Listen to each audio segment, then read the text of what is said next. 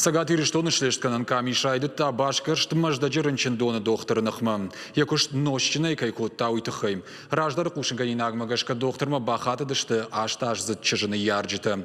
Шевалонан еуангшаштыл шавартой гипс. Усы гипс та доктору кудамагашка кауы хошай шардын. Не ярджытай уйтыхай юшишта видеормаг. Мане евахалак дарунут. Жынызы доктор кушка кушын яхи амбалгавагал куднадаруй. Асы куттак зыртагы ши социалон хыжакты.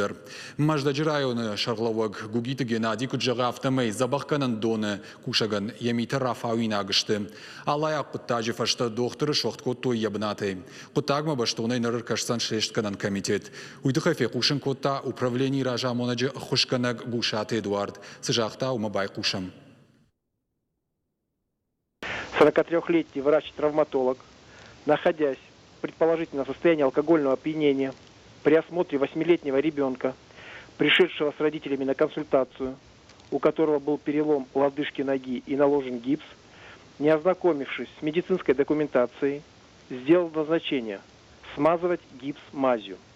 По данному факту следственными органами Следственного комитета Российской Федерации по Республике Северная Осетия-Алания незамедлительно организована доследственная проверка.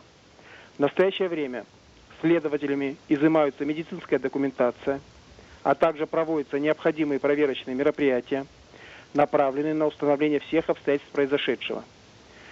По результатам проверки будет принято процессуальное решение.